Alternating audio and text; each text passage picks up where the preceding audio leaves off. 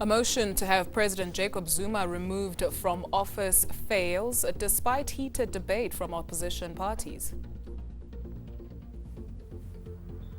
At the same time, Speaker Mbete dug in her heels, refusing to recuse herself from the impeachment debate. Hello and welcome to it. You're watching eNEWS Direct. I'm THIS Ramela.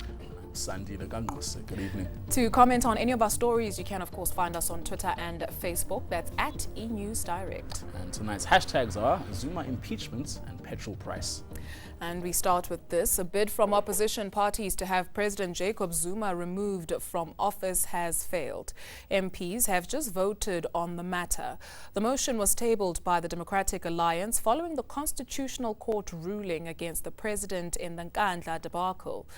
Fiery debate ensued as opposition parties stood firm, united in their mission to have the president removed from office.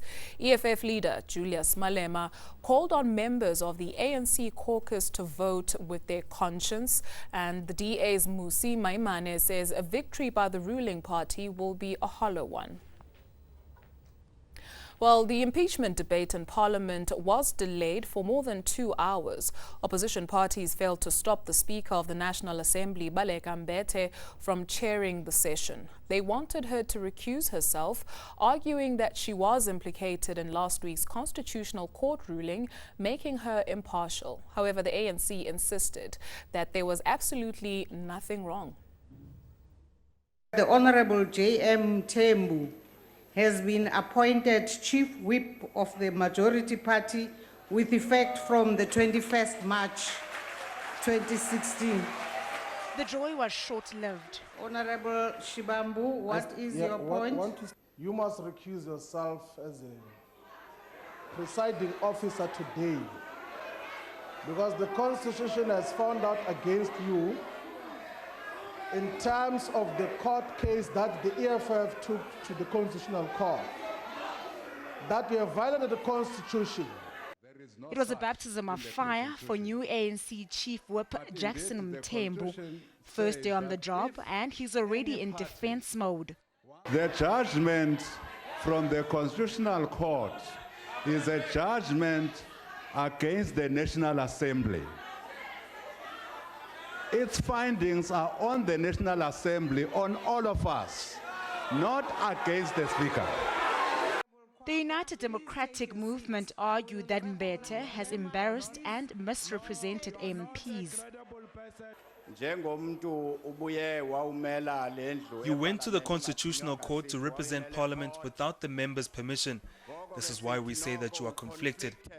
You cannot preside fairly here. You've messed up. You've even convened a press conference as presiding officer without the mandate of this House.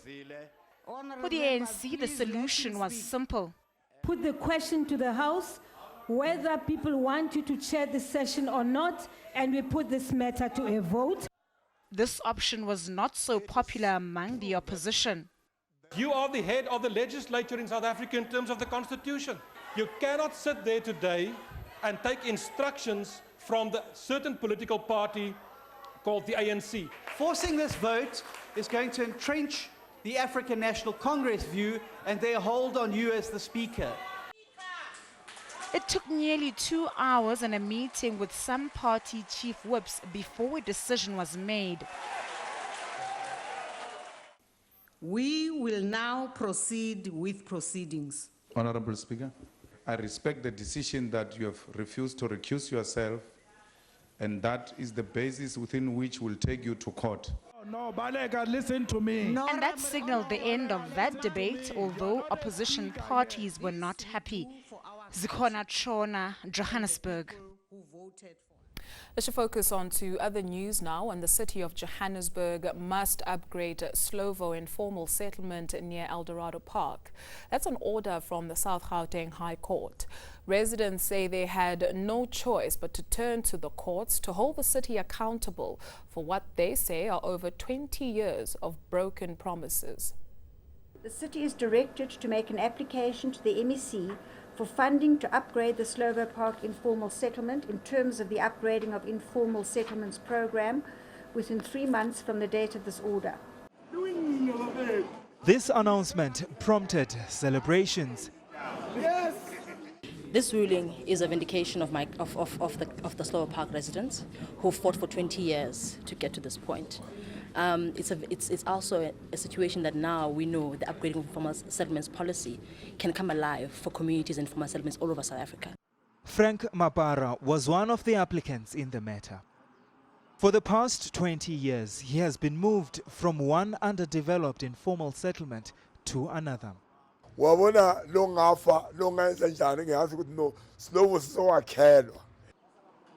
54-year-old woman has lived in a shack all her life. She's one of the 10,000 whose lives will change due to this ruling. As het reënt, ek moet net sien watter goede moet ek doen. Ek moet sukkel en sukkel en sukkel. Nou laat het my plek ingeval, van ek weet nie wat moet ek gaan doen het nie. The city says it's studying the ruling. Residents say this judgment is not only a victory for them, but also for thousands of South Africans who remain trapped in informal settlements with little or no hope of getting what they've been promised by government. Malungelo Boy, Slovo Informal Settlement. There's no proof that King Goodwill Zwelithini's comments on foreigners sparked xenophobic attacks last year. That's one of the findings of the special reference group set up to probe the causes of the unrest. A comprehensive report listing the findings and recommendations has been released by KwaZulu-Natal Premier Senzo Mchunu. A year ago, Durban became the epicenter of countrywide xenophobic violence. More than 5,000 foreigners were displaced in the city, and nationally, at least 7 were dead. The immediate cause was a competition for economic space. Now, these incidents together created a highly combustible environment. The KwaZulu-Natal government tasked a special reference group with investigating the causes of the unrest and making recommendations. Other causes cited in the report include unfounded rumors and misinformation, porous borders, perception that foreigners are here illegally, lack of impartial policing, and poor intelligence gathering. Some recommendations are to ensure leaders make responsible statements, educate civil servants on foreigners' rights, develop and enhance national migration policies, increase capacity of institutions managing migrants, and upgrade KZN borders. In 2015, there were claims that controversial comments by Zulu King Goodwill Zwelithini triggered the violence. The group found no proof to validate this. With the reports finally released, all eyes will now be on the Premier. His office will be responsible for ensuring all KZN departments implement the recommendations. Desan Tathia, Durban. A quick look at world news now, when the International Criminal Court has declared a mistrial in the crimes against humanity case, against Kenya's Deputy President William Ruto, denied murder, deportation and persecution charges related to the post-election violence in 2007. Now, those charges have been thrown out because of what the judges called a troubling incidence of witness interference and intolerable political meddling. Many key prosecution witnesses had either dropped or changed their original statements. The collapse of the case against Ruto and his co-accused broadcaster Joshua Rapsang follows the last year of Kenyan President Uhuru Kenyatta. In both cases, judges found that witnesses were bribed or threatened into silence. And as authorities around the world open investigations following the leak of the so-called Panama Papers, Iceland's Prime Minister has asked the president to dissolve Parliament. Prime Minister Sigmundur Ernir has faced growing pressure over documents showing ownership of an offshore firm by himself and his wife. The company has claims on Iceland's collapsed banks. The Panama Papers revealed how tax havens are used to hide wealth, feature a number of current and former world leaders and their associates. let's hand over to Duluzi, who is standing by with all the social media. Indeed. Thank you so much, Sandile. Now, following last week's Constitutional Court ruling on the Nkandla matter and an apology by President Jacob Zuma, we asked you, as a South African, do you still have confidence in the president? And here are your views. 5% of the respondents voting of course I do. 71% of respondents saying I have given up, while 20% say, well, let's see, and another 6% saying, what is the fuss? Simply confused as to what the big fuss is all about. In other news, Equal Education in the Eastern Cape has taken to the streets in Zwelitsha, pleading with the Education Department to fix existing or build proper schools. Parents and pupils participated in the march, asking why do other schools have better resources than we do. Remember to comment on any of our stories. You can find us on Twitter and Facebook.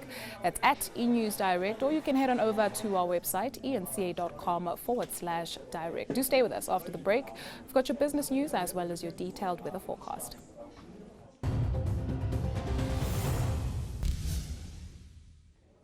Welcome back. Money matters now, and motorists will have to dig deeper into their pockets from midnight.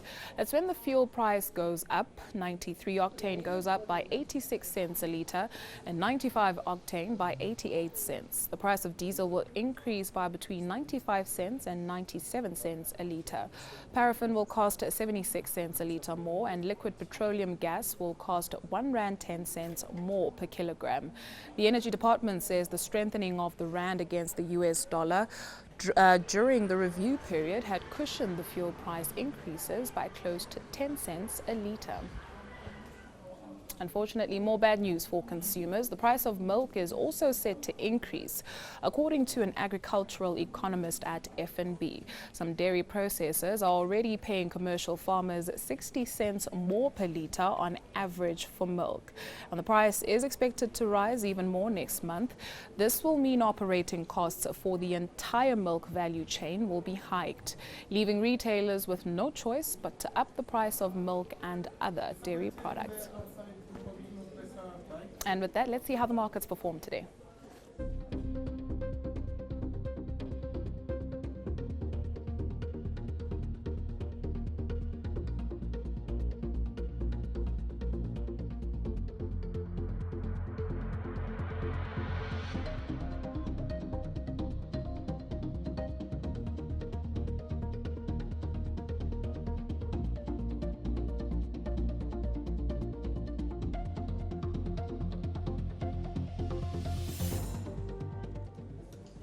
Let's check in with the Weather Centre now. Here's Louis.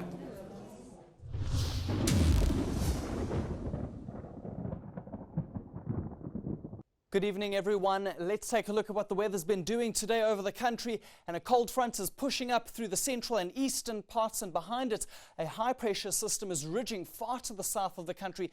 And that system is allowing for lots of cold air to reach our shores. Along with this, an upper air trough is moving through, and that's brought showers and thunderstorms to much of the interior as well as across KwaZulu-Natal today. Taking a look at Wednesday's weather conditions, and KZN is going to be cloudy, cold and wet, especially cold conditions expected for the interior, many places remaining in the lower teens for the day. It's also going to be a cloudy and wet day for much of the Eastern Cape. We are going to see more sunshine in the afternoon for the northern parts of the province, although showers will continue along the coastline for the day. Light morning rain for Oudtshoorn and Beaufort West, while the rest of the Western Cape will see sunny and warmer conditions through the course of Wednesday. Bergwinds will be pushing the temperatures up for Alexander Bay, 35 degrees as a maximum. It's going to be a very windy day across much of the Northern Cape, especially the southern parts of the province. A dry day for the southern Free States, but mostly cloudy with a few showers, perhaps even some thunder for the rest of the Free States. Cold conditions for the eastern parts. And in the northwest, it's also going to be mostly cloudy. There's up to a 60% chance for showers and thunder showers, and a much cooler day lies ahead as well. Cloudy and cool conditions across Limpopo, windy at times for the province, showers likely for most areas, and it's going to be an especially cold day for Mpumalanga's Highveld. Ermelo reaching a maximum temperature of only 10 degrees. Cloudy, wet and windy weather expected across the Highveld. Very much the same into Gauteng, a much colder day expected for the province. 16 for Johannesburg, Soweto as well as for Vereeniging. A look ahead to Thursday, and it's still going to be quite cloudy and cool over the eastern parts of the country. We are going to see temperatures improving for most areas, while bergwinds are going to be affecting the western coastline, and that continues into Friday with Cape Town reaching a high of 34 degrees, while it's going to be drier and somewhat warmer in the east. Thank you, Louis. Coming up after the break, Facebook opens up to the visually impaired with the help of object recognition technology. Welcome back. Visually impaired people can now also enjoy all of Facebook. The social media giant has launched automatic alternative text. It's about time. The new feature uses object recognition technology to generate audio descriptions of photos. This image may contain outdoor, cloud, foliage, flat, tree. This image may contain 6 people, child, close up, like, 1 or more people, jewelry, smiling, 19 likes, 3 comments like. This is Facebook's latest ad. It's called Automatic Alternative Text, and it's there to help visually impaired people who previously only had limited use of Facebook. With old technology, they could hear the name of the person who shared a photo, followed by the term photo. Now, the new technology will almost completely describe photos. Photo. Image may contain tree, sky, outdoor. Demetrix Sanders and 7 others reacted. Now I can see the picture in my head. Like, yeah, you shouldn't have been that close up. Like, now I can say it. Oh, I love it. You have no idea. This is amazing. That whole saying of pictures being worth 1,000 words, I think it's true, but unless you have somebody to describe it to you, even having like 3 words just helps flesh out all the details that I can't see. At this stage, the company has only added a few objects that are commonly shared on Facebook. The new feature is only available on Apple iPhones in English for now. The plan is to add other languages and platforms soon. I'm so glad. A reminder of the day's top stories before we say goodbye. A motion to have President Jacob Zuma removed from office fails, despite heated debate from opposition parties. At the same time, Speaker Mbete dug in her heels, refusing to recuse herself from the impeachment debate. It's a wrap from the eNEWS Direct team. It is indeed. We're back same time tomorrow. Up next, Rhythm City. Remember, you can share your views with us. Do send us an email to enewsdirect@etv.co.za. Of course, they can just chat to us on Twitter and Facebook, and our handle is @eNewsDirect. Until tomorrow night, have a fantastic evening. Goodbye.